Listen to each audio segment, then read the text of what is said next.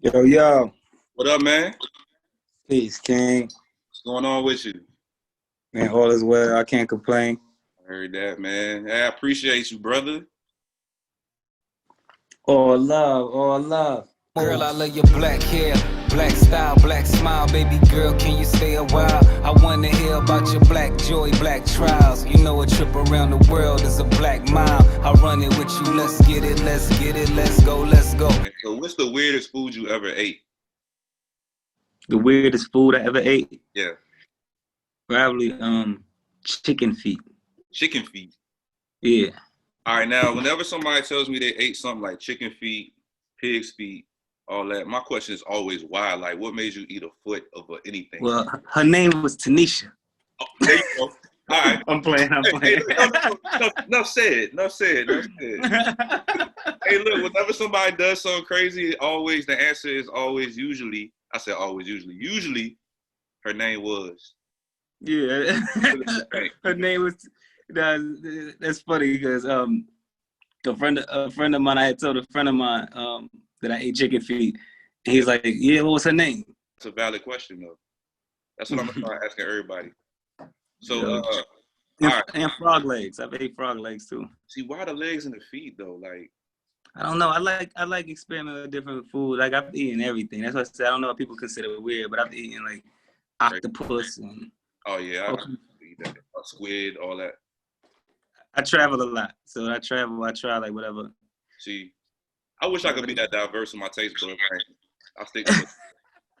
All that shit tastes the same, really. Everything is just the more when you eat different stuff, you realize it's all about texture. True. They season it, it doesn't taste like nothing. It's like chicken. Nobody would eat a boiled piece of chicken with no seasoning on it because it don't taste like nothing. At all, exactly. So you put seasoning on anything, it's gonna taste good. So you really eat chicken just because of how you decide to season it and how you cook it. It's not chicken. The chicken doesn't taste good. That's true. Yeah. You have an unlimited supply of one thing for the rest of your life. What is it? Water. That's a smart answer. You trying to water. Live. You trying to live. That's what I'm talking about. I'm trying to live water for life. That's what I'm talking about. With the right pH with it. All right. Yeah. Would you go with the aliens if they beam down to Earth? Would you go with them? Right now, 2020? Right now, yeah, like right Hell now. Yeah. Bro. Hell yeah.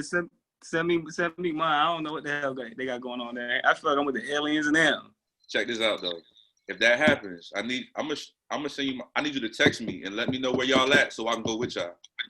I'm not sure if it's the text message. If the text message is gonna go through. Well, call something. Let me know. But I'll try. I'll send the bat signal. Something. Word. If you could write a book that was guaranteed to be a bestseller, what would you write? Man, my life story. I would definitely write my life story from beginning to now. Yeah.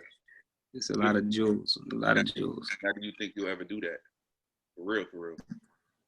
What I would do, I want to do it now if I can find somebody to actually do the writing. You can write it. I don't know if I want to sit down and actually write the whole book. I'd rather tell the story. You know how like autobiography written by. Yeah. I feel that. I need somebody that knows how to do that shit. Yeah. Wait, what about a movie off of that? Like. Yeah, a movie too. Yeah. It'd be interesting. I don't think people know enough about me. That's what we're here for, man. We're trying to tell the story, bro. All right. Would you rather travel back in time to meet your ancestors or to the future to meet your descendants? Oh, shit.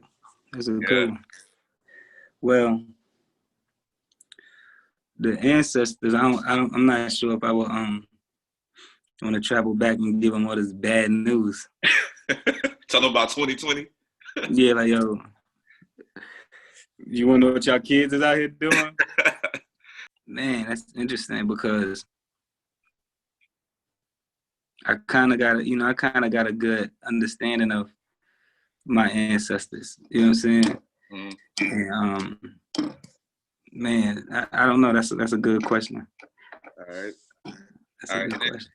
Toilet paper, over or under? Wow. Over. See, I don't know the answer, so we'll find out when this comes out. Over, under, over. We're gonna find out. Shit. I think in my personal bathroom I have it under. In my guest bathroom I have it over. Now the women are gonna come on here and tell us how it's supposed to be. Yeah. I would like to know. I never cared. But either way, I'm right. Either way, I'm half right. I'm half right either way. Either way. All right. So in interviews, people usually they introduce you, all that good stuff. But I want to know from your perspective, who is Rain? Like, who are you, bro? Man, I would like to think of myself as just a good person, man. Overall, before anything, you know what I'm saying? Yeah. A good person, somebody who wants to see everybody win, and a messenger. I try to get my messages out through music. So I'm an artist also. Yeah. I'm layered, man. That's the answer, because your I guess job title, what we want to call, because you know how like on Instagram we got to put what we are, like artist. Yeah, my job title is a writer, producer, rapper. Right, but that's what you do, and you are an artist overall. I mean, I'm gonna tell you what I consider you, because I've been listening to your music for a minute, since I was, like I told you, like when I was back in Fayetteville. Shout out me, so he put me on. I was like, damn, dude. That's my guy. Yeah, I said, dude, nice, man. So I'm a connoisseur of music. Like, I love people who can rap. You know what I'm saying? Like, my favorite artist, probably Scott. People, if I said it to certain people, especially now 2020, they'd be like, who is that? Like Sky Zoo. You know what I mean? Dope. Your man Fred. Super dope. Rest in peace. Yeah, rest in peace. Like I said, you, and then I listen to people now like Reason and Boogie and all of them. So that's dope. You know what I mean? So man, I hardly hear those two names come up, but they are Reason and Boogie. I love those guys. They're extremely talented. Yeah. So I'm gonna tell you what I consider you to be. You said messenger. That's one thing. Mm-hmm. I think you're a poet, bro. Yeah, I take that. Okay. I'll take that. You know what I'm saying? I write a little, the poetry and all that, but the people that inspire me, I don't have like traditional poets that I look at as influences. Mm-hmm. I look at probably more non-traditional. So it would be musical poets, I guess you can call it. So you, Sky, who else? I like Locksmith, I've heard of him. I think I've heard some music from him a while ago, but not already tuned in to Locksmith. I'll be catching on to people by accident a lot. So I might have a record with Locksmith if I'm not mistaken. I remember that name like around 08, 09 era. That's about when he was like really doing this thing, but for some reason I can't pinpoint who it is. But yeah, I do remember that name, and I do remember him being dope. Yeah. So like poets like y'all, man, y'all inspire me, bro. Like I know I saw in another interview you did, and I'm gonna backtrack in a minute, but this takes me to another point. When you write, you have to be inspired, right? So you can't sit down and just say, I'm about to write a rap today. No. Write a song today. No. I feel that, because I'm the same way, bro. Like, I have to be inspired. I can't sit down and be like, I'm gonna write poetry today. You just reminded me that I have to do a feature for somebody that they paid for already. Oh, you're welcome. I need 10%. because I'm like that. It's hard for me to just tap in. You know what I'm saying? Yeah. It has to really come from somewhere, from a real place. Yeah. So, but okay. So, what inspires? I mean, I already think I know the answer to this, but what inspires you then?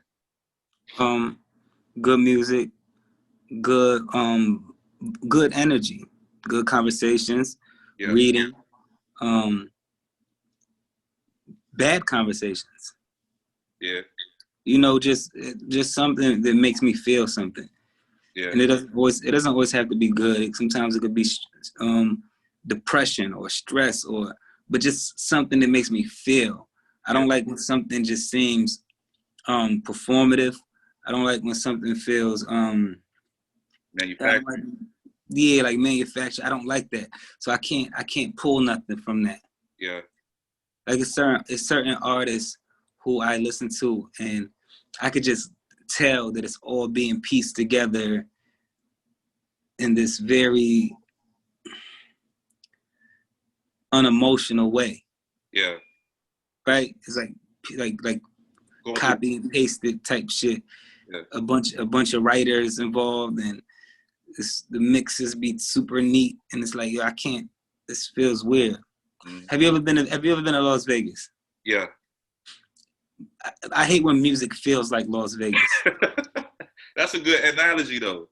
Because there's no culture in Las Vegas. It's really not. It's just all it's just gambling, and then it's desert. Yeah. Right? It's like in the middle of the desert, you have like all this put together and manufactured entertainment, but it doesn't feel like, let's just say, like DC. Like if you go to DC, in Chocolate City, in this culture, you'll see people, or Harlem, pre-gentrification. These places have feel to them. Yeah. So I want my music to feel like, like culture. Like I need my inspiration to feel like culture, not like Vegas. Yeah. If that makes sense. Since you said it, shout out DC. That's the home team for me. So yeah. Shout out Go-Go. You listen to Go-Go? Of course, I listen to Go-Go. I don't have a favorite Go-Go artist, but you don't have it comes on, you don't I have get it. Yeah. I vibe to it. Yeah. That's what I'm saying. Yeah, you ain't got to. But so like I said, I'm gonna backtrack because like I told you, I'm big on mental health, right?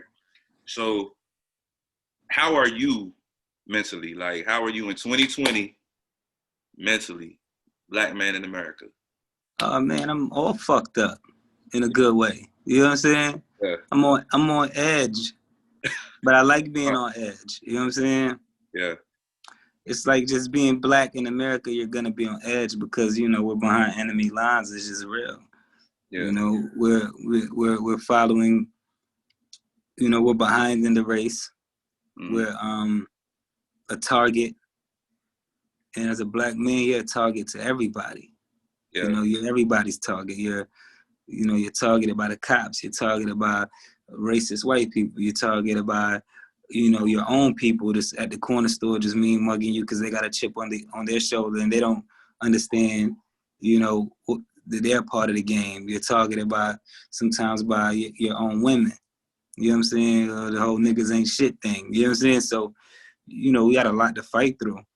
True. Not to say that it's not love, but you got to dig for it. You got to search for the love in the midst of all of this. So yeah, it's kind of hard to be, mentally correct every day, but you do have to do something to align yourself every day to make sure, you're not completely losing it. Bro, I'm gonna tell you something that's crazy. So, like I told you, I'm in the military, right? So yeah, the crazy thing is I feel safer when I deploy overseas than I do at home.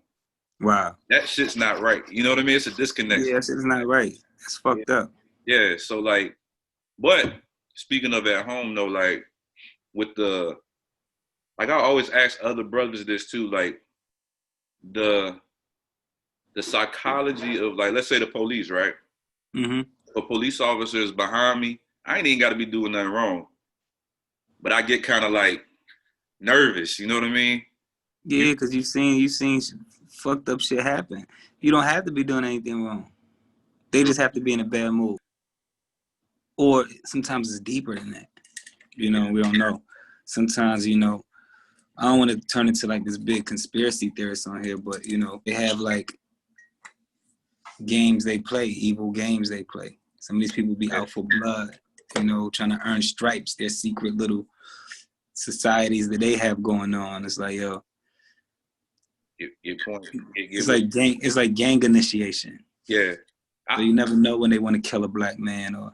Listen, I don't even like the term conspiracy theories. You know what I mean? Because I feel like should be true. You know what I'm saying? Like should be fucking true. But people want to look at you like you crazy, so you gotta put the medicine in the dessert. Exactly. You can't just be so blunt with it. Yeah. But I used to get really emotional about certain things like that till I grew up a little bit and I understood that this is just a game kind of to some people. Mm-hmm. And you can't fight the war or the battles emotionally. You know what I mean? You got to fight it strategically. So true. Absolutely true. So we definitely have a reason to be nervous, you know, out here, and you know, you got to stay on point. Got to stay on point. So speaking of that, then, so what are some ways that you keep yourself mentally sharp, mentally on point? You know what I mean? Like I said, I read a lot. You know what I'm saying? I'm very passionate about what's gonna happen after this. You know what I'm saying? Mm-hmm. So I don't get so caught up in the moment because I know this is temporary. When you say after this, what you mean? Like after life on Earth. Okay. Right? Yeah. From a spiritual standpoint, you know, just getting my soul right, my mind right. Yeah. And doing some, you know, spiritual healing, making sure I'm good for what comes after this. Got you. You feel me? So it's like I don't get too wrapped up into this because I know I got it's a reason that I'm here. It's a purpose. Mm-hmm. So, you know, I just wake up every day and try to live in my purpose. And, you know, I know that everything is gonna end how it's supposed to end. I'm cool with that. Got you. Whenever, so, and you know, a lot of people think, because you know, if you pay attention to like some of the music I do, I speak about death a lot, and people a lot. I get that a lot. There, I'm like, people think I'm obsessed with death, and it's not even that. And you know, like some of my projects, I got Live Fast, Die Young, Perfect Day to Die, Till Death Do Us Part. Like these are some of my album titles. And a lot of that comes from being not obsessed with death, but comfortable with it. This is the only thing that is for sure going to happen. Yeah. You get what I'm saying? Yeah. Nothing else is promised other than that. That's for sure going to happen. That's big. You know what I'm saying? So you can't take this too serious. Yeah. But you had to get to that. You had to somehow get to that point. Because when I look at the younger, like I was listening to one of your songs earlier off of 7 Keys, right? Okay. And you said something about you, the young OG. I can't remember the lyric. You probably, you know what I'm talking about? Yeah, because I was like, you know, I seen people doing this before me, and then it's like these new guys coming up after me, and I'm like in the middle. In the middle. So, all right, stop right there then. Hold on. So you in the middle. So now you a little bit more wise, intelligent, but you see the I hate to judge my young brothers, man, but the buffoonery, man, like the showing off on the camera and then kind of glorifying violence. You know what I mean? Glorifying violence a lot. How do you see that? You know, like how did you? I'm pretty sure at some point you would have probably been in the mix with that, right? But how did you grow past that? Well, I grew up in a different era than these kids. That's why I don't fault them. You know what I'm saying? Because I grew up in an era where, you know, we was hustling, we was doing what we were doing, but you got rewarded for keeping it a secret. You got rewarded for, you know, being low key and being able to continue to keep whatever part of the game you were participating in going, right? Right. Now, with these new guys, these new kids, they growing up in social media where they are rewarded for showing it off, for letting people, you know, we're in an era where, you know, somebody will really post a picture, right? A beautiful picture and take it down because enough people didn't like it. Yeah. So I never had to deal with that pressure growing up. Plus, I've never had, cloud, you know, cloud is king, right? So like, yeah, like we never had to deal with that. We never had to deal with like if you were the DJ growing up in your neighborhood, right? Yeah. You probably dated the girls that was going to the parties, dancing. That was like your circle. Mm-hmm. If you were the football player, you probably dated the cheerleader. Right? The local cheerleader. So now it's like with social media, everything is so spread far and wide that motherfuckers is trying to impress. They live in South Carolina and trying to impress the person in LA. Right. Right. Everybody has their eyes on everybody, or so it feels like. You know what I'm saying? Mm-hmm. So a lot of these guys are trying to compete and not realizing that you're competing with something that doesn't even exist in front of you. It's not real. Yeah. You know what I'm saying? So like I don't understand. I don't know what that pressure feels like, being young, naive, picking up your phone and seeing these things and feeling like, you know, Because we went through just, the reason we were in the streets was with minimal pressure. It was like going to high school and somebody said, oh, your Jordans is dirty. You know, I got to get some money to get some Jordans. Right. Now it's like, man, you don't have a Bentley. You don't have a Cuban link. So these guys are doing whatever to get it and showing it off. And this is how I got it. And I'm tough. And I can sell the most drugs. And it's like, yo, I don't know what that pressure is like on that level. So I just wish, you know, I hope that I try to speak to them and I try to, you know, do as much as I can to let them know, you know, the consequences. But it's difficult. You know what I'm saying? It's difficult because you got to walk a fine line to get to them. Yeah, you can't come across as like you preaching to them or you trying to. Yeah. It's tough. Tough, man. So, but I get it, though. I get it. I don't agree with it, but I get it. Right. So that's a tough place for us to be in then, because, like, I consider myself, you know what I'm saying? I'm somewhere in the middle. I'm a young OG, whatever, but at the same time, like, I feel like when I talk to them, they feel like they can relate, but they can't relate. So it's weird. It's like, I hear what you're saying, but they feel invincible a lot of times, too. I think that's what it is.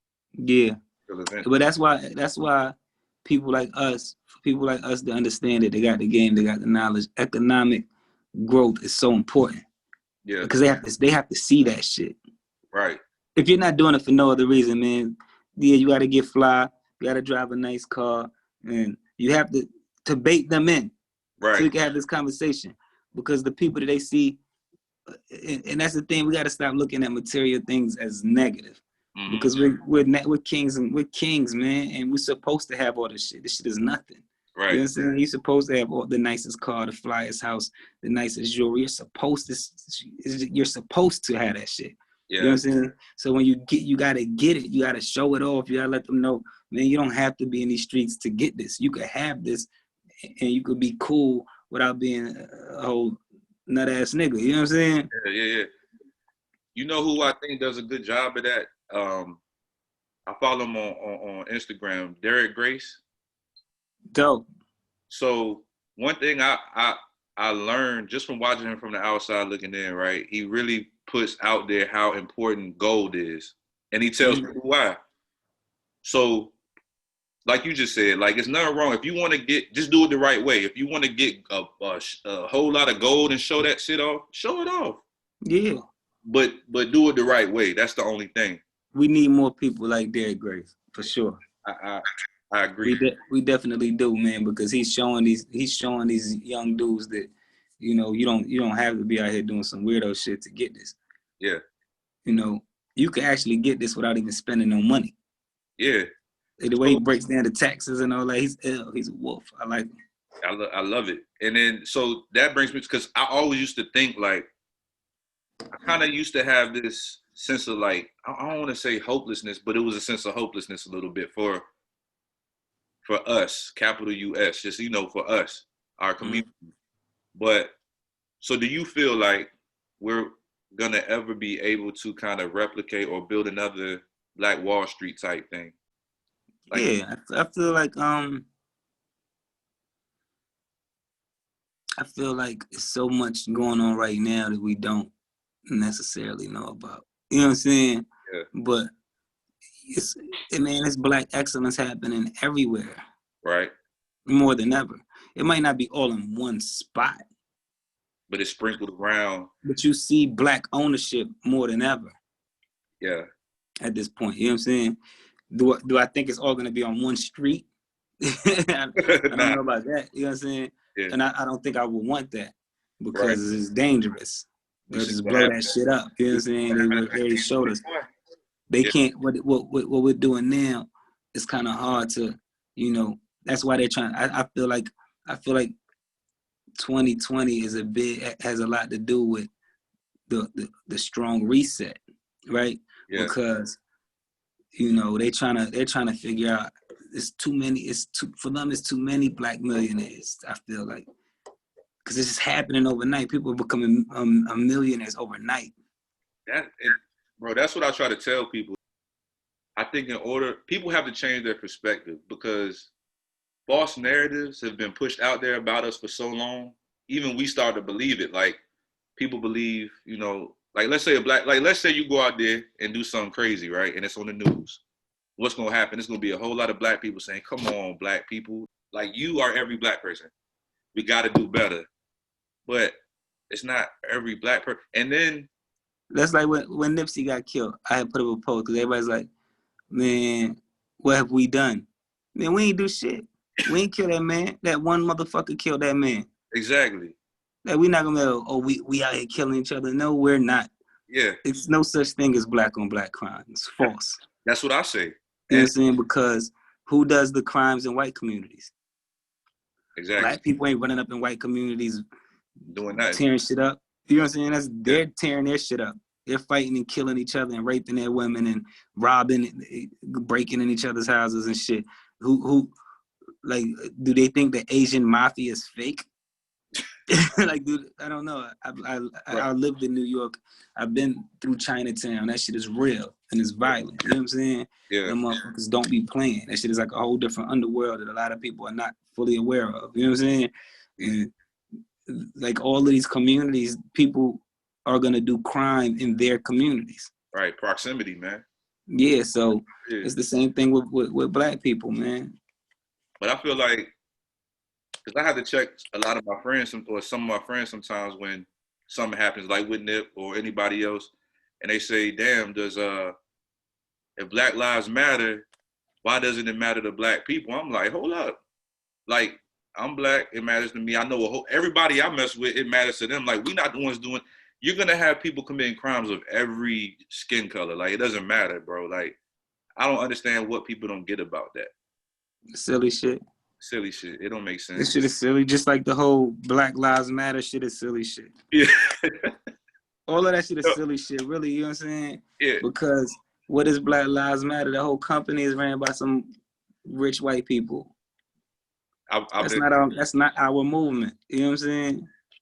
Yeah. If you look at how it's being funded, how it's being moved, like it's on the NBA. Like, but Colin Kaepernick took a knee and y'all ain't like that, but now we can put it on T-shirts and on the basketball court. It don't make sense. Because it's all good once they control it, man. Exactly. And once they control it, I want nothing to do with it. It's true. I want nothing to do with that shit. Yeah. So, bro, like, as far as your music goes, music has been like all you've done, right? Like, have you ever had like a regular job? Like a 9 to 5? No. Yeah. I tried a job for like a week. Like a week? Days. Yeah, I was the guy, and it made no sense either, because I moved to New York, and then I was working for like this tourist bus. So you was like, over here we have. Yeah, I was the guy that tried to hustle people in Times Square to get on the bus. Like, hey man, do you want to see sightsee? And I'm over here telling them about a city that I just got to. I didn't even know shit about New York. So basically that shit sucked. That shit sucked. I got one paycheck and I think like half a paycheck. And got up out of there. And I just never had a job after that. See, that's. But I've made good investments. You know what I'm saying? I was into cryptocurrency pretty early. Yeah. You know what I'm saying? I currently trade stock options, and it's not just music. Yeah, you have a diverse portfolio. You got different revenue streams. Exactly, yeah. So, and then even with the music, I've done different things within music. I've written for other artists, I've produced for other artists, I've ran a studio forever. I've scored movies. Can we name the artist? I already know some of the artists you know what I'm saying. I already know, but for the people who don't, because when I go around in my circle and I talk about you, like I talk about any artist that I like, right? Like I said, all the artists I listen to, if they don't really mess with them or know, they look at me like I'm crazy, like I'm one of the aliens that we was talking about earlier. I'll be like, nah, he's dope though, like, and he's multifaceted. He's not in one little box. No doubt. So, can you name any of the I can't really name nobody I've written for.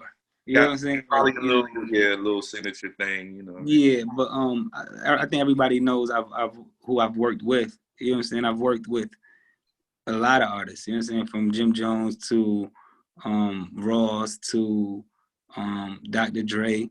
These are people I've worked with. But like ghost writing verses, I wouldn't be able to say. Yeah, we ain't got to talk about that. We already know that's. All right. I've worked with so many people. So I'm real big into business and entrepreneurship. So how have you been able to transform what is looked at pretty much as a non-traditional business, I guess, like the music industry, right? How have you been able to kind of finagle that into a long-term revenue stream? Well, I think just the fact that I own everything that I've ever done. Yeah. I own everything. See, and I've never signed anything over to a major label ever. So like anything I use, whether it be songs that were licensed for love and hip hop or beats that are on URL, I still own everything. You know what I'm saying? So anything I touch is mine. I actually was going to ask a question a little bit more, like, CNN-ish, the way I worded it. But I'm glad you said that because I know it's a lot of people trying to do music, a lot of artists, a lot of people who are trying to delve into the music industry, but don't know how to really make, because we hear people saying that all the time, like, own your masters, own your own. But it's like, what are the best practices to do that? You know what I mean? Like, well, my thing is do or don't. It doesn't really matter. You know what I'm saying? It depends who you are as an artist. You know what I'm saying? Because if you're just trying to get a couple $dollars out of this shit and you're not really an artist. Like, for example, you're just like, you might be somebody who just heard. Basically that video you put up the other day. Yeah, exactly. I'm gonna put it in here so they can see what I'm talking about. Hey, yo, check this out. I need y'all to do me a big favor. I need y'all to stop sending me music to my DMs if this is not what you do. Now check me out. If you a get money nigga, hustling nigga, and you trying to get in the game right now, and you decided you want to rap because it might get you some extra pussy, or if you a stripper and you feel like you want to rap because it's trendy and because Cardi was successful, listen, me personally, I don't want to hear that shit. Please don't send that to my DM. I mean, I get a lot of DMs from people who want me to check out their music, and I really only want to hear motherfuckers that's really talented. I'm not really interested in listening to the guy who watches the least talented person and says, if they could do it, I could do it. You're not the person I want to check out. So I'm just saying, if you're going to send me music, I'm not saying that shit won't work. Anything could work. I hope everybody becomes successful and pull some dollars out of this shit. But me personally, if you want to send it to me and you want me to check it out, just be nice, be dope with what you do. Thank you. So boom. All right, so if you're that guy, right? Yeah. Then it doesn't matter. Go sign to a major, sign everything over, get a check, and get out. Because you might not even know how to do that shit for a second time. Yeah. So if you could catch these motherfuckers for a check and dip out, do that shit. Yeah. But if you're somebody who believes in what you do and are passionate about what you do and feel like you want to do this for a long time, then you want to practice ownership from the beginning. Because everybody I know that is in a record, everybody I know that doesn't have a record deal wants one. And everybody I know that has one wants to get out of it. That's what I noticed. I noticed everybody, once you see them get on to those record deals, you see the little tweets and all that, like, let me go, set me free, all that. From the beginning. Yeah. Let the locks go. We've always been. We can go back further than that. Like, you look at TLC. I don't know if anybody who's had, I don't know of any, of course I'm outside the club looking in, but I haven't really seen too many people with a good deal, a good record deal. No. Well, a lot of these people just comfortable because nobody has a good record deal. I don't believe no one has a good record deal. I believe people are just satisfied with what they got. They got some money, they took it, whatever. But I think everybody knows they got fucked at some point. You know what I'm saying? It's just a matter of how much they want to take, right? So like, yeah, it's like you're gonna. That's the game though. Even independent is gonna be give and take, right? Yeah. It's gonna be give and take. You're not a major artist, so you might get in these rooms and be fighting for a percentage. Like I've noticed that. Like I could write for someone, and being that I'm not a major artist, I might supposed to be getting 50% of the record. but they might be like, well, I'm the bigger name, so I'm offer you 30 or I'll offer you 25.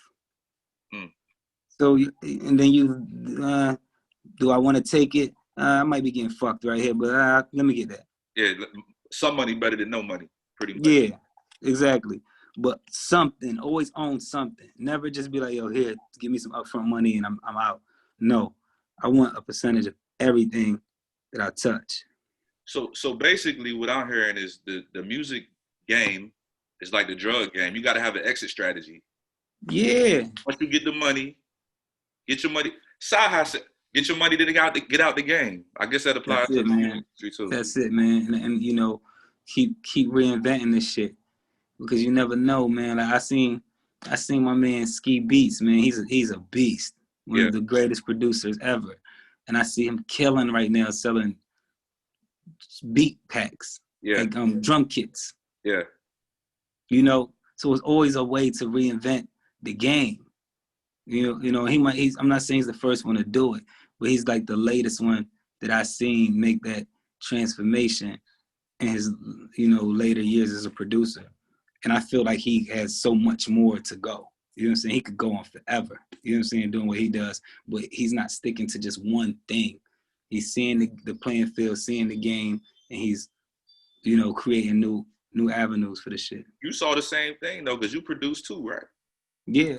Yeah. So yeah, I was selling beat packs too and sample kits also. You know what I'm saying? Like I would really just make a beat, take the drums off of it, and sell the music.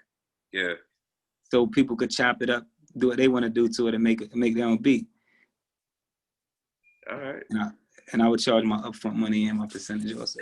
It's like so much. It's so much going on. But I'm a hustler, man. I'm gonna figure this shit out every time. Yeah. So what would you say your purpose is then? Well, my purpose is to teach, man. I just want to teach and give people game and let people know it's not really all about just, competing. Competing is fun. It would be fun. Right. But it's so much more to that, man. It's about like making sure the people around you are mentally stable and everybody's good. And, learning yourself and pushing yourself to what could I do? Is it possible for me to do 100 push-ups? Let me try it. Yeah. Let me get to 101. You know what I'm saying? So like, I'm like usually the guy in the studio telling people like, you could really do this shit. You could pull this off. I'm not to be cocky or arrogant, but I'm responsible for a lot of people's careers. Hey, talk your shit. Yeah, like, no, it's real. Like, I'm responsible for a lot of people's careers. There's a lot of people that would have just not be doing this shit. Yeah. If they didn't sit down and have a conversation with me. And that's like, I get around people and make them believe whatever you want to do, you can do it. And I'm not saying that from some, like, nobody owes me nothing, because that's not why I do it. I do it because I believe that you could do it. The fuck are you sitting around for? Pull it off, man. If this is what you could do, this shit is easy. I read this book. I mean, I wish I could remember what book it was, but I read this piece in the book that said anything that you want to manifest is as easy as grass growing out of the ground. Like, you could build a house, a building on the ground, on this ground, but also a little thin piece of grass could grow out of it, right? And that little thin piece of grass you can just rip out the ground is growing out of this foundation that you could build a building on, right? So anything that you want in life, it's that easy. Yeah. I don't care what it is. You could dream of the wildest shit. I believe that you could look at the lotto numbers, right? And go hit that shit at the snap of a finger. I feel like if you really believe. Yeah. But I feel like every time somebody go check their ticket, they have that doubt. Yeah. I ain't gonna lie. Like, whenever somebody, I'm guilty of it too. It's like, you had the confidence to do something, but then there's always that little bit of doubt. And I'm cognizant of it. I know that the reason I did that is because I had that little bit of doubt. Man, remove it. This shit is not real. This is a fucking game. Yeah. You know what I'm saying? This is a game. Life is a fucking game, man. Move through this shit. however you feel. You know what I'm saying? Yeah. There's no right or wrong. It's just truth and error. Yeah. As long as you could get through as long as you understand that, you could pull anything off. But bro, people, the unknown is scary. You know what I'm saying? The fear of the unknown is a real thing for a lot of people. Like, I'm pretty sure there's a lot of people that want to start a business. Because I know I tell people all the time, bro, like, start your business, or females, start your business, do what you got to do. But they, like, want to stick to whatever's comfortable. They're comfortable. They get caught in the comfortable. I read this survey that showed that there was questioning people on their deathbed, right? Yeah. And it was like 90% of the people, I think it was, had no regrets for what they did. Only what they didn't try. They had no regrets for what they did except for what they didn't try? Yeah. Their regrets came from what they didn't do. Mm. So on your deathbed, you're not going to be thinking about all the fucked up shit you did. Nah. You're going to be thinking about all the things you could have done that you didn't do because you felt like you had so much time. That's true.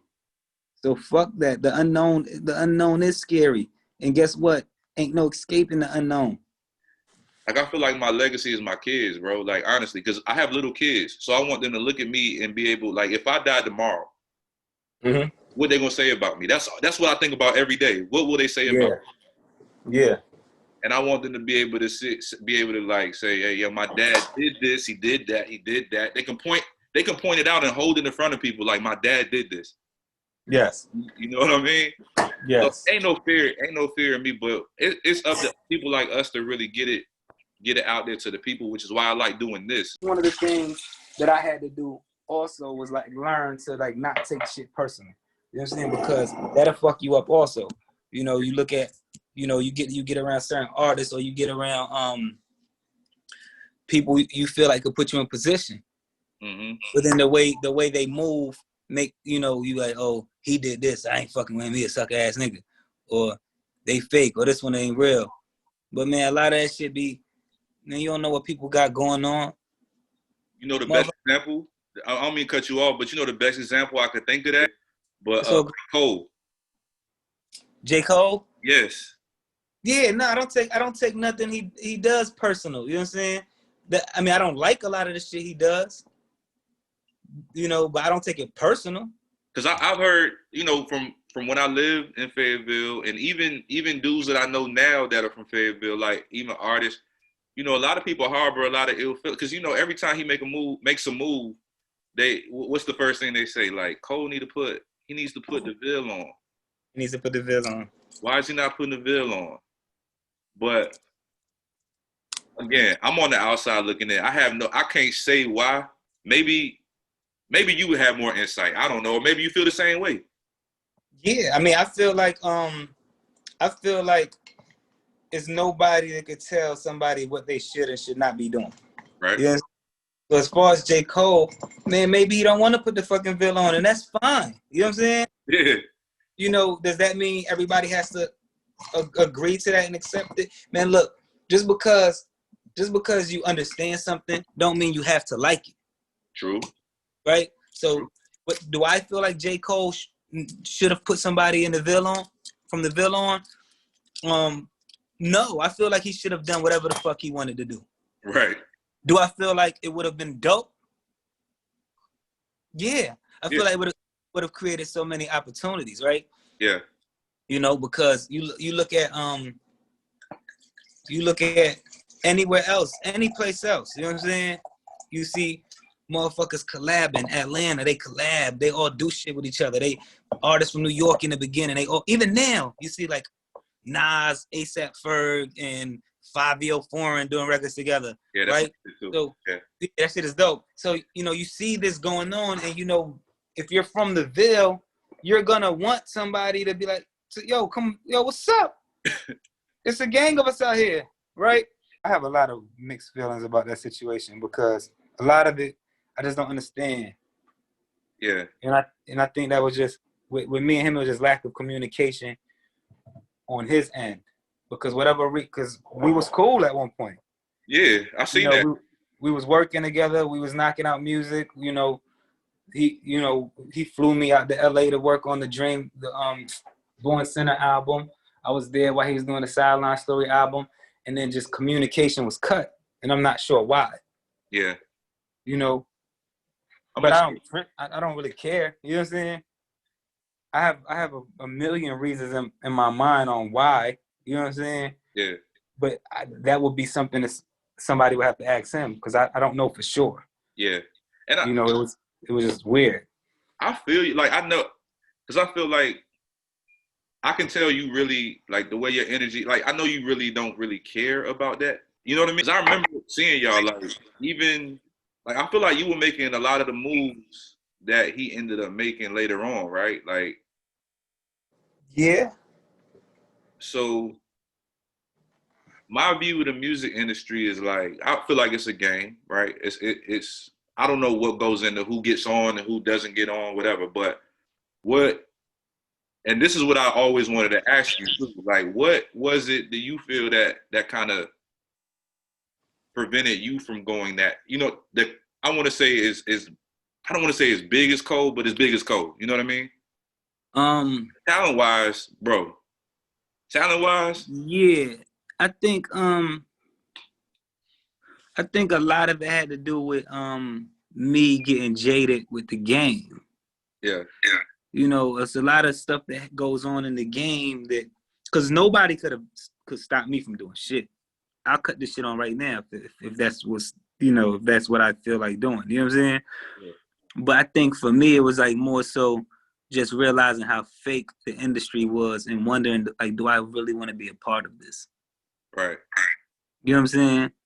Like, from the outside looking in, shit seems so like so much fun. But I've been purposely pushed away from some of the most, by some of the most successful, richest artists. I probably have the most rich haters. Because of your talent? Because of, I think it's my talent mixed with my energy. It's just the real thing. Yeah. You get what I'm saying? I got you. It's the real thing. But one thing, let me tell you something about Cole. Cole thanked me for opening the doors that led to him getting his record deal. Yeah. So I don't ever want nobody to feel like I'm speaking from like some entitled point of view, or I'm a hater, or I didn't want to see him get on, because I walked him into the doors that led to him getting on. You know what I'm saying? Physically opened the doors and was like, yo, here, this is who you need to know. Give the music to this person. And that led to him getting his deal. Mm-hmm. And he told me this. I never knew how he got his deal. I didn't know until we were working on his second album. Right. And he mentioned it. And I'm like, wow, I never knew that. And it was a lot of like, yo, I got you. And then just communication being cut. And I just don't know where that shit came from. You know what I'm saying? You think but like I said, I'm not tripping. I get excited. I still get excited when I see him making moves.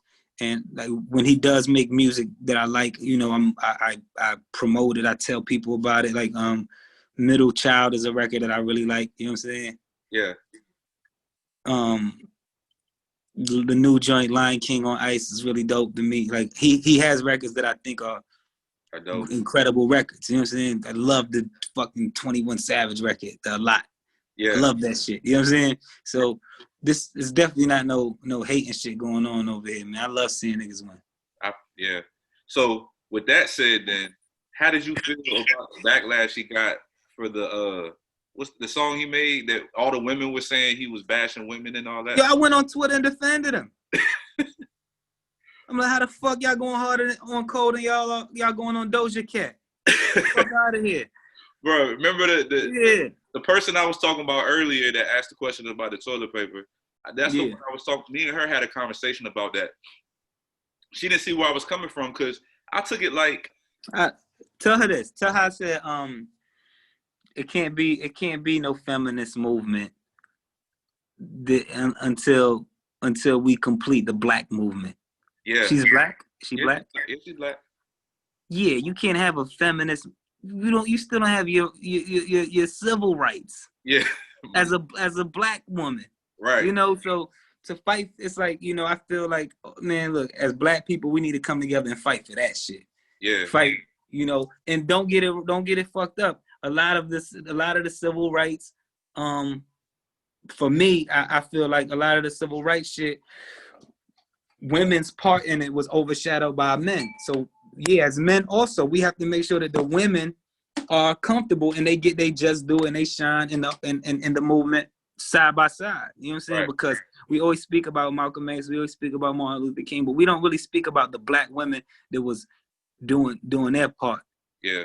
In that era. You know what I'm saying? So I think a lot of that led to women just fighting for women and separating themselves. But I think we have to stop this whole men versus women versus listen, man, we need this shit collectively as black people. You know what I'm saying? That was my argument to her, was basically saying, like, we have to, when you hear something like that, be objective about it a little bit. Understand what, because we don't know exactly the timeline, what happened, but even without that, I was like, has J. Cole ever not spoken up for women, right? Like, he's championing women how many times? Listen, we're not canceling Cole. It's a million people that could be canceled before Cole. You know what I'm saying? Like, with that, that's not what we're not gonna do that shit. We're not, you know but fuck that. You know what I'm saying? So speaking of being outspoken, like, I remember, and when that happened, I remember, because one thing she said, and a lot of people said, was black women don't feel protected by black men. I'm like, how the hell? But again, I'm like, yo, all right, I hear you. I don't feel like nobody feels protected right now. Right. So we were just talking about how paranoid we get when the cops are behind us. Right. Nobody feels protected. And that was where I went with it. I told her, I was like, look, as a black man, you got to understand. You may not understand, but we have our own shit we dealing with too. Like, it's a lot going on. We all targets.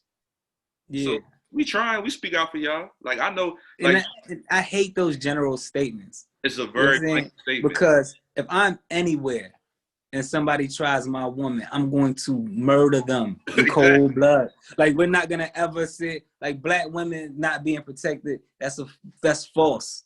That's false, because it's too, like, come on, man. A lot of you speak up for black women a lot, like, all the time. I know. I remember when you really spoke up for Corinne Gaines. You know what I'm saying? Like, that situation is crazy still. I think a lot of people forgot about it, but at the BET Awards, I wore her face on my shirt and it said God under it.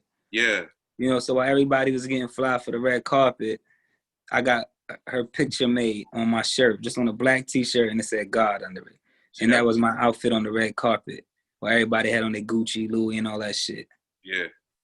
And I feel like that gets kind of overlooked. You know what I mean? Yeah, that's why I don't pay nobody attention when people start saying, oh, you're not speaking for black people, or black women aren't protected, or artists don't speak for black women. What artists are you talking about? Yeah, you're talking about the artists you twerk to. Exactly. You want them to turn around and say, oh, you want them to turn around and speak for you after saying they gonna bust a nut in your face all day. Like, we're not gonna play those games. Like, you know what I'm saying? Like, let's just be all the way real. You know what I'm saying? Yeah. Let's just be all the way real, motherfuckers. They don't. Yo, listen. Tyler Quali is still around. Yeah. Common is still around. Reason, Boogie, these artists that we're talking about, right? Yeah. You know, they never got that support from who they wanted to get the support from. That's the from problem. the people they speak for. Yeah. Right? Because people just they go with what's trendy. So don't think the trendy artists are gonna be sitting here voicing their opinion about you when that's not what they do. Yeah. That's just not their lane. That's not the music they make. You know what I'm saying? So have you ever gotten kind of frustrated with the whole shit? Like, so the way I look at it, right, it's like a pyramid. Like, let's say hip hop or the music. Hip hop music is a pyramid. And people come at me sometimes, like, when I talk, like, I joke about certain artists sometimes, like maybe Meg Thee Stallion or whatever. Mm-hmm. But my whole thing is, okay, they say there's music a time and place for all the music. But I'm like, okay, cool. But why does it have to be the representative of hip hop? You know what I mean? Like, why does the twerk, the WAP, all that have to be at the top of hip hop? You know what I mean? Like, it can be in there somewhere if you want it to be. But I feel like it's counterproductive, honestly. I feel like it's counterproductive. Man, I've went through every emotion you can go through with this music. Right? So yeah, I've been frustrated with this shit. I've been happy with it. I've been angry. I've been, satisfied. I've been wanting to walk away. Whatever you could think of. You know what I'm saying? I've been through it when it comes to music. But yeah, like as far as you're going to, I've never heard a Megan Thee Stallion song in its entirety. Right. Because that's just not what I choose to subscribe to. But I like what I've heard, certain records I've heard from, or certain pieces I came across. I'm not anti-twerk music. Right. And that's my point. You know like, I'm not anti-party music. I'm not anti-fun music. Yeah. But I do watch, and I'm careful with what I subscribe to. Yeah. You get what I'm saying? Yeah. So when you say certain artists are a representative of hip hop, to who? To the masses. To the people who are subscribed to that shit. Yeah. Because that shit, a lot of that shit doesn't exist in my world. You know what I'm saying? I'm not. It all boils down to right now where we are able to shape, right, our reality. Right. You could right now, right this minute, unfollow everyone on Instagram. Yeah. Right? And only follow artists that are conscious artists, quote unquote. Mm-hmm. Right? You could reset your Netflix and your YouTube and only subscribe to certain shows and movies, right? You could alter your whole reality by changing the algorithm. Yeah. And that shit won't even exist to you. Right. Bro, listen, like, no disrespect to any of these artists, but a lot of the music you're speaking about, yeah, I don't be aware of it until unless I hear like my girl listening to it, or if I go to the club. Yeah. I'm not hip to what's going on because I'm not subscribed to it. I don't follow that shit. Yeah. I'm the same way. I listen to you get what I'm saying? But that's the beautiful thing about what we have is like with our phone, we can listen to what we want to listen to. Yeah, so it's nobody's fault no more. It's no more excuses. If you don't like something, you don't have to be up under it all day arguing. I don't like this. I don't like this. Speak for me. Talk for me. You could really go follow the people that's talking for you and empower them. Yeah. It's really that simple. This is not a difficult task. You know what I'm saying? I feel that.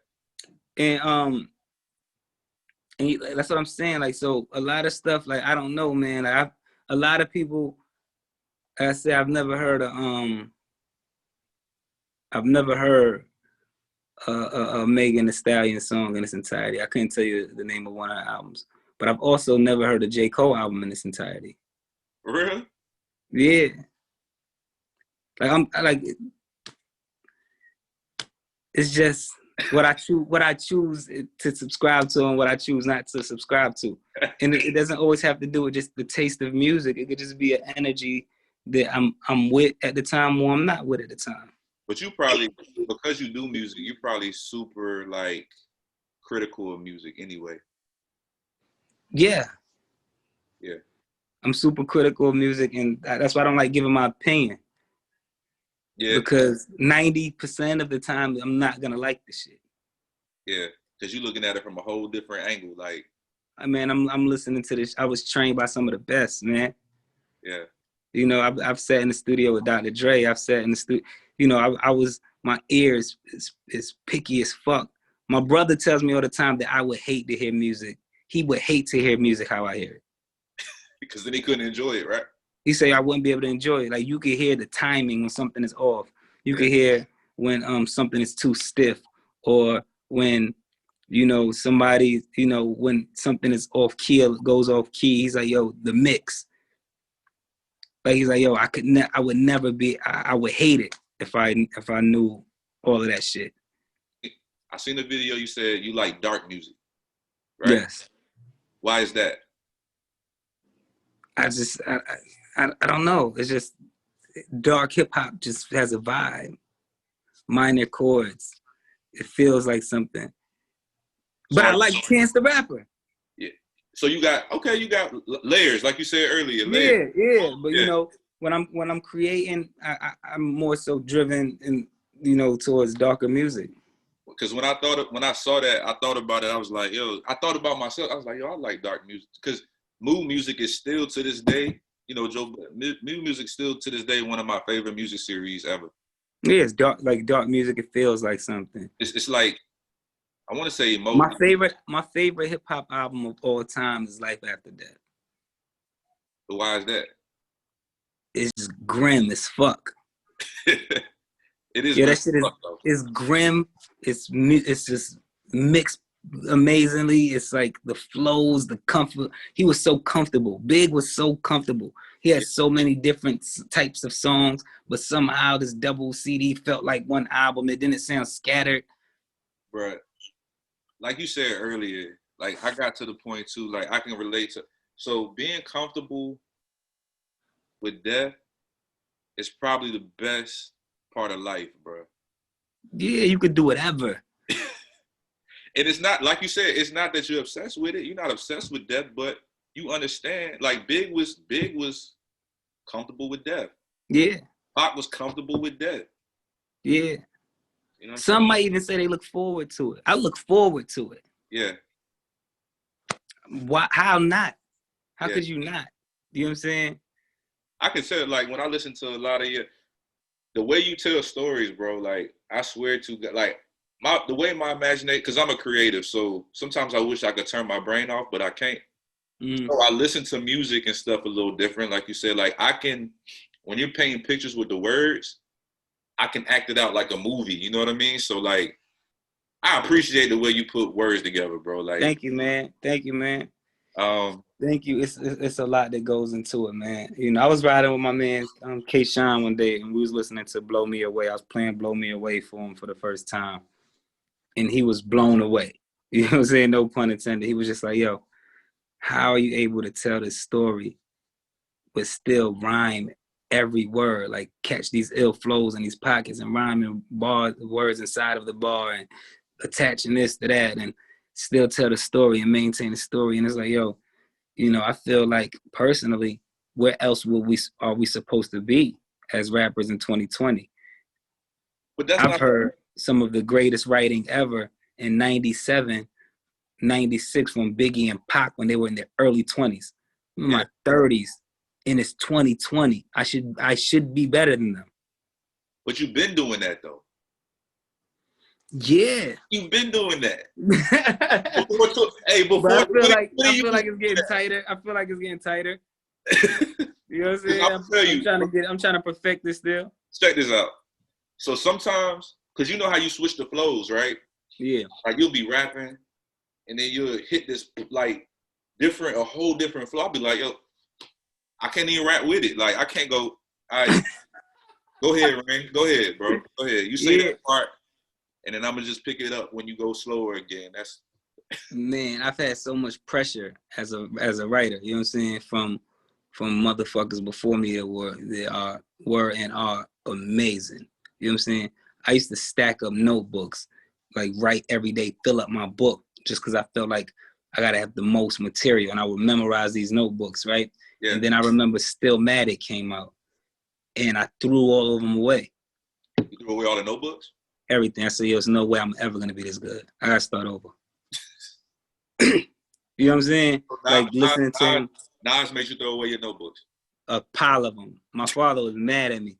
He's like, yo, you gotta throw that shit away. Yo, you gotta keep it. I was like, no. That shit went straight in the incinerator. There was nothing he could do. It was over. I'm like, yo, nah, I gotta start over. This shit is trash. Right? Because I had a bar set in my mind. Yeah. It was like, this guy's telling stories backwards. One Mic is one of the most creative records I ever heard. What goes around comes around. What's the one where you actually told the story backwards? Which one was that? That was Rewind. Rewind. Yeah. But it was actually what fucked me up was the intro to that album. And like when the intro comes on, he's telling his story about being a kid. And he's like, scratching the cigarette burns on the sofa. Yeah. And it's like just the descriptiveness. For some reason, we've all had like cigarette burns on our sofas growing up. And for some reason, every kid wants to just scratch at it. Yeah. Like, what was that about? But for him, he just said that, and it was so descriptive. And I was like, nah, I'm missing something. I gotta try again, right? But that's what I'm saying. Going back to the post I made, right? Yeah. It was like, these guys say, they look at the least talented person, but I could do that. Yeah. My era, we didn't do that. We looked at the best and said, I want to reach that level. Fuck the whack dude. Like, he's whack.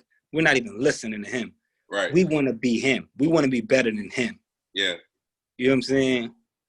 And, and that's what it was. It was like, I get in the studio with people and I'm like, yo, I'm not trying to, it's not competitive. I don't want to smoke you on this record. I don't think like that. Yeah. But I do think you want to be I want to attack this better than anybody could ever. You know what I'm saying? What's the topic? Because I'm going to tear this topic apart inside out. You know what I'm saying? And I think that's made a lot of people uncomfortable coming up, man. And we got to shake that shit, man. I think that was my thing, getting around artists, outperforming them time after time. You know what I'm saying? Yeah. And that leads to them not wanting me around.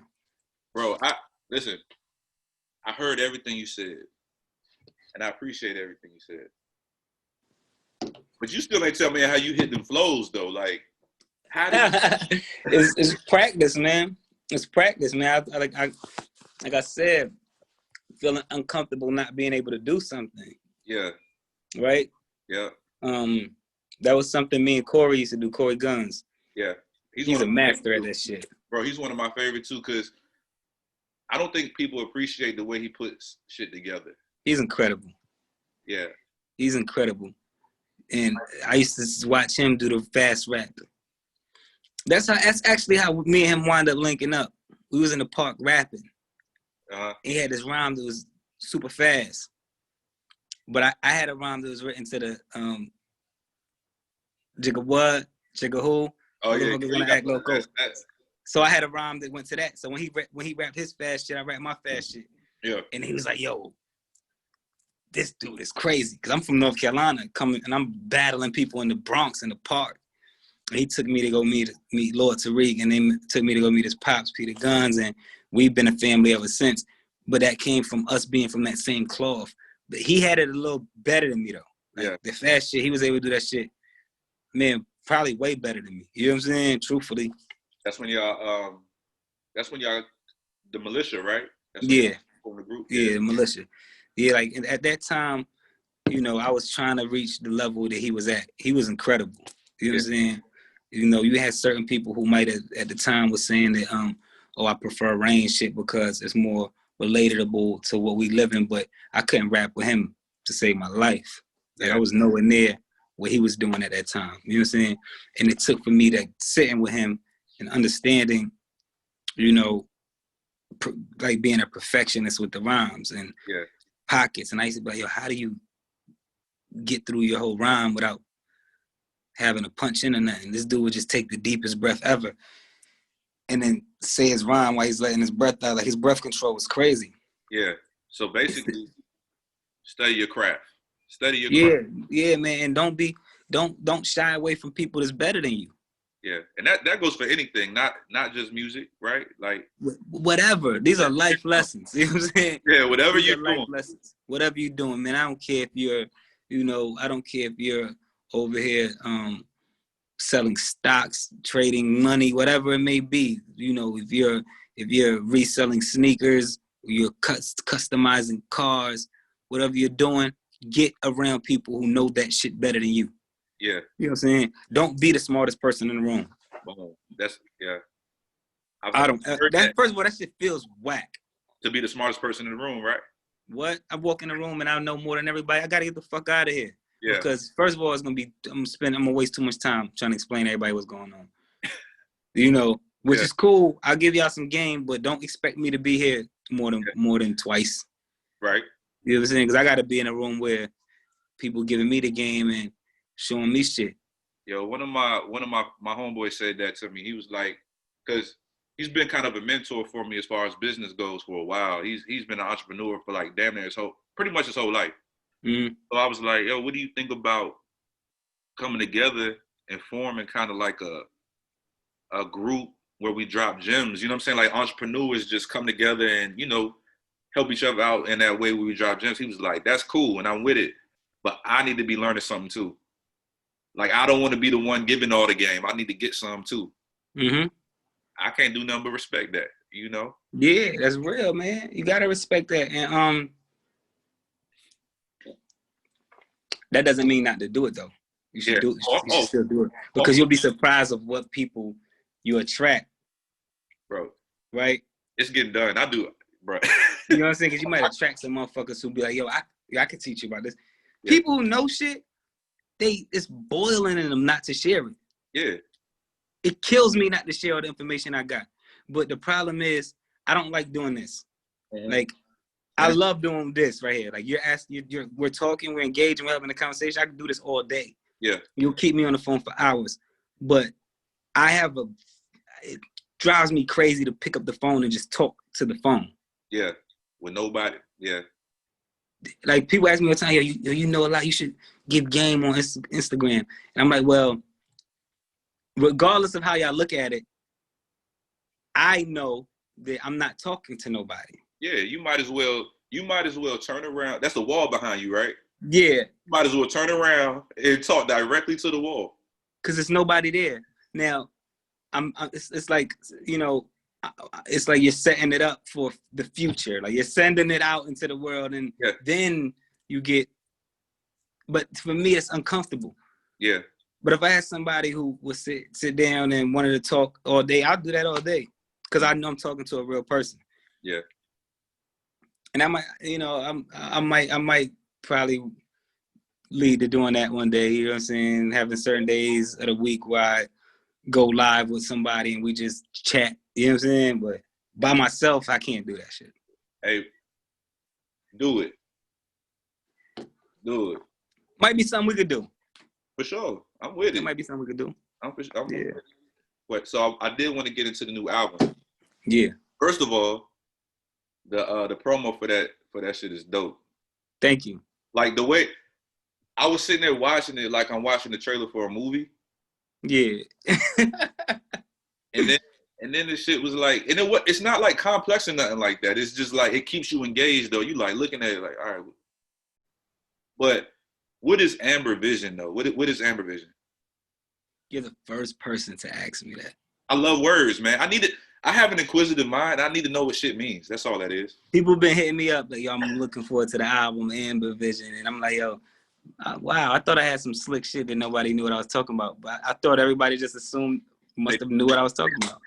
What is it? Amber Vision is layered, right? There's so much stuff going on with Amber Vision. But Amber Vision, in a very simple sense, is you've heard of Pyrex Vision? Yeah. So Amber Vision is the same exact thing. Okay. It's an ode to the hustlers that used to use the amber pots to cook drugs in. Okay. You know, everybody's grandma had them amber pots. You know what I'm talking about? Like them clear. You familiar with what I'm talking about? It's like these clear amber looking pots, like almost like a rust orange clear pots. Yeah, okay. Yeah. Right? We've always had those in the house. And I was like, I want to call my album Amber Vision because one, I hear so many rappers. One, it's a shot at these fake hustling rappers. Right. Right. Everybody's I always hear people say Pyrex Vision. And I'm like, it's almost to the point where I hear it so much that I'm like, yo, have y'all ever cooked drugs in a Pyrex? Or is this just something you heard from another rapper and you just continue to say it and become a trendy thing to say? Yeah. Because I remember watching my family, you know, coming up, hustling as a kid, watching, because my father's no secret, everybody not telling my music, my father was locked up for drugs, you know what I'm saying? It's like it was the family business at one point. And I remember seeing them cooking in them amber pots. You know what I'm saying? Yeah. So that's why when you watch the trailer for the album, it goes back to the beginning. Yeah. Right? So it's like the amber vision. The flip side to that is they also had these sunglasses out at the time called amber vision sunglasses that would block the sun rays that a lot of the coke heads was using. Yeah. And they would get high and the light be too bright and they'll put these shades on. And that's what they were made for, truthfully. So if you go on YouTube, you'll see the commercial for the amber vision sunglasses. I'm gonna go on it was weird. But it also is just like it's also a metaphor of us finding shit that's just sitting around and able to use it to create wealth. Got you. Right? Whether it's an amber pot, whether it's a fucking hanger that you just hang on your door to make a basketball goal, whatever it may be. We've always just took what was laying around and found ways to create games, find ways to create money, find ways to create, our future from the most practical things. You know what I'm saying? So when you hear the album, you're gonna hear pain, you're gonna hear success, you're gonna hear hardships, you're gonna hear depression, but you're gonna hear fun, you're gonna hear all of these things, these trials and tribulations that came from my humble beginnings with this amber pot. Got you. That's deeper than, like, I was wondering, I was like, what does that mean? Amber vision. But I like that explanation though. Yeah, that's why you see the cover. When you look at I did post the cover, right? I feel like I posted the cover. I ain't seen the cover yet. Hold on, let me look them up. I'm sure I posted the cover. Today? No, I posted the cover before I posted the promo video. I'm gonna post the cover again. I'm not saying. Hold on, what color is it? What it look like? It's like a collage. Oh yeah, you did post it. I stand corrected. All right, so when you look at the cover, you'll see pictures of drug dealers from different eras. Yeah. And they shining, but you also see the poverty in them same pictures. Yeah. Because a lot of rappers don't tell the dark side of it. They just you have to tell the dark side. If not, you're glorifying it and you're the cause of destruction. Yeah. If you ever, I got a line on there where I say, if you ever sold drugs, you've been preying on the poor. I say that on the album. You know what I'm saying? Yeah. I was watching an interview with Freeway Rick Ross recently, right? Him and some other guy. I met him in person, man. He's an amazing fucking guy. Yeah. He was having a conversation with a younger dude. I don't remember his name, but he sold drugs too, like in the current, like more recent era, right? And he asked, I think they asked what was the psyche of somebody selling drugs. And basically they both said, like, you don't really, when you're selling drugs, you don't really, in your mind, they're going to do the drugs anyway. Might as well make money from it. But I don't know. I ain't never been like, I've known people who sold crack to their mother. So she wanted to go up the block and be sucking dick for money. Yeah. Or for crack. You know what I'm saying? So it's a nasty game, man. Yeah. It's a nasty game. And in my time of hustling, it was just like, I was lucky enough to be a little higher on the totem pole where I didn't have to actually see what was going on. Yeah. But I knew. You know what I'm saying? I knew what was going on. So so now in 2020, how do you think that has affected you or played into your psyche now? Like, how you think now, or you as a man now? It's just hard for me to, a lot of times I try to just forget about it. Yeah. Black it out. Yeah, which probably isn't the best thing. Nah. But, sometimes I try to forget about it. Other times I try to just write about it. Yeah. I try to speak to people about it. It's in the streets still, like, yo, there's other ways to do it. Especially right now. There's other ways to get money way faster. Yeah. Like, I'm watching people make, like I said, I day trade options on the stock market, and I see people sometimes pulling $10,000 a day. See, I wish I could get into that, bro. Like you could get into it. You could get into it right now. All you need is a TD Ameritrade account and $500. Hey, look, you could coach me. That's cool. You're hired. Yeah, I'll coach you. I'll show you. You know what I'm saying? I'll put you right into it. You know, big shout out to man. Listen. I'm gonna give y'all the game. Aristotle Investments on Instagram. Right, go follow him. He has a Discord group for $125 a month. Right, sounds like a lot. It's not a lot. Yeah. For $125 a month, he's gonna tell you exactly what stocks to buy every day. See? You know what I'm saying? You don't even have to really know the shit. He'll teach you the shit too. He'll teach you how the market works. It's broken all the way down. But if you don't even want to go through all that, if you don't even want to take time to learn that shit, you could just follow his moves in real time. Well, you just led everybody to the water. I hope they drink it. I hope y'all drink it, man, because it's real money in there and we really playing that game. I wouldn't tell you some shit I ain't doing. I'm doing it. I don't even know if he know I'm doing it. I jumped in his live one time just to show him some love, and he shouted me out, but I don't think he knows that I'm actually subscribed to what's going on. And I done pulled a couple of dollars off of, you know, some shit he said. Yeah. Well, what I will say is don't get in there playing around with it. Yeah. Then they tell you exactly what to do at what time and when to pull out, and, you know, and then you could make some money daily, every day. Okay. I know I'm going to jump in there myself. Mm-hmm. But you still hired though. No doubt. I see you got this. I feel like you got the same glass I got. Nah, I made this, bro. You did? Yeah, that's my the title of my book. Heavy is the head, and then I got my logo right there. I like that logo. I do this, bro. You like the logo? It's an R. Is it an R? Yeah, it's an R. You know, my first name Rob. So and then with the quill. Yeah. Is that a quill? It's a quill. You already know. I'm gonna get you some stuff, bro. Yeah, I like that because that kind of just feels like me. The R with the quill. Hey, look. Hey, look. Let me hold that there. Let me get that. Shoot me the address. I got you, bro. Yeah, that's fly. I like that. The last thing I really want to talk about was the song Black Mile. Yeah. Which goes back to what we were talking about the black women. Yes. The black woman is God. Let's never confuse that. You know, when I speak about my black women, I speak about my black women highly. Yeah. I feel like the black woman is God. No life could exist without going through her first. You know what I'm saying? Now, with that being said, that's the only reason I'm also so hard on my black women, because I need them to know that we know that. Right. You know what I'm saying? And a lot of time they feel like they're not being protected. They feel like we don't care. But you have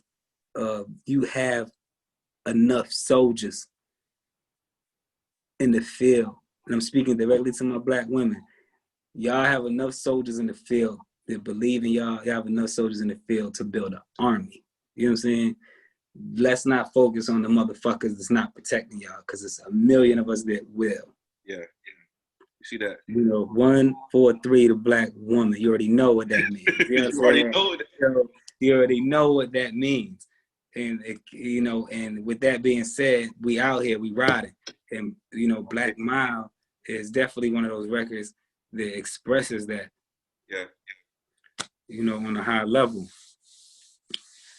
And yeah, man, that was inspired by Dudley Randall, the poet Dudley Randall. You know, it was a book that I read with some poems from him that really hit me and inspired me to write that song. You know, so which just proves that you've had black men writing for you forever. You know what I'm saying?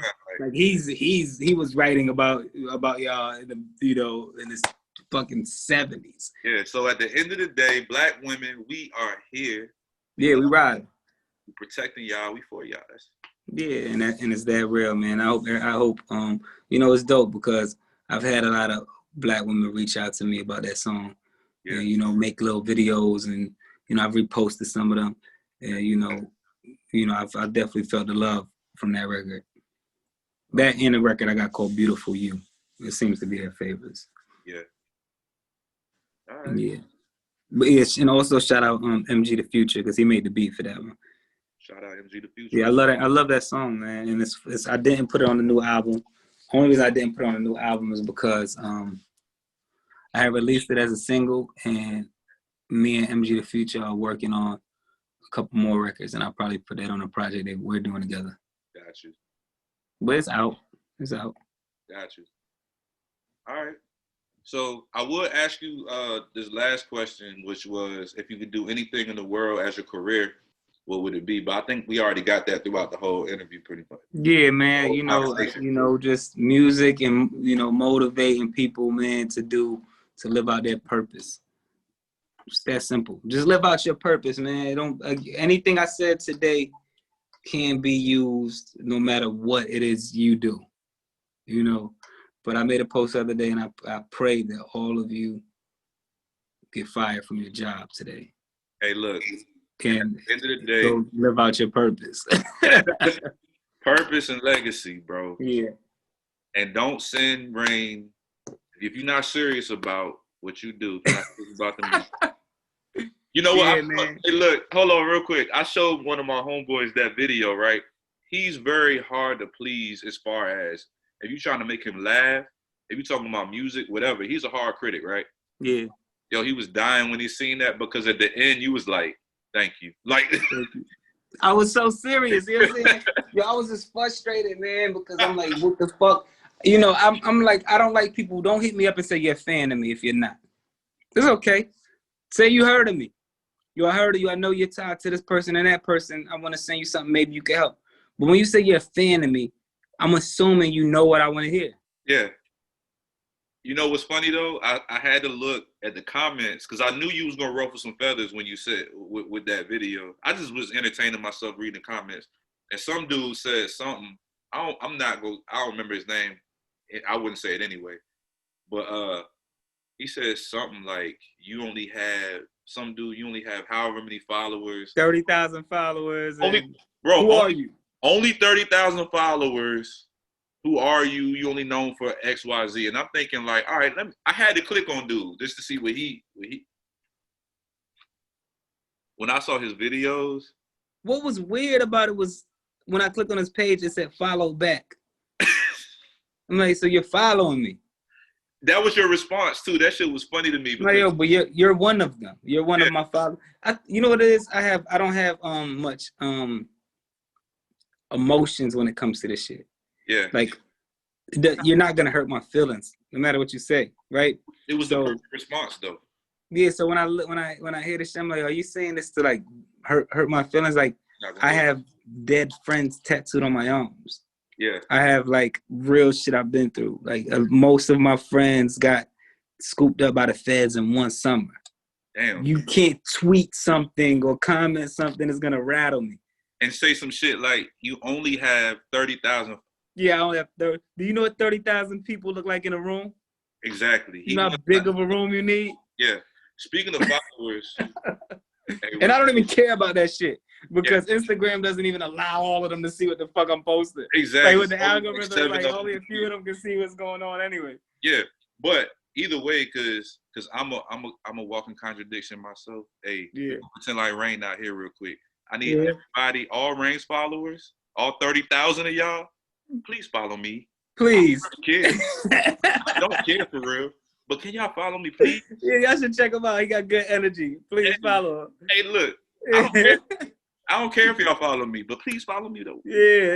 You know, hey, look, we got some information we trying to give out. We got some Yo, I got books. Good things we trying to sell. Hey, we have a lot of shit. Can I plug to your followers real quick? Please do. Heavy is the Head. That's my poetry book, bro. It's wow. It's real artwork, bro. I want that. What's up? What is that? It's done. You got these for sale already? Yeah. They for sale. So, I got a homeboy out in LA. He's an artist, man, Egyptian. He's from Egypt. He did this for me. I sent him the manuscript of the book, and he knocked that out for me, like just based on the poetry and the energy.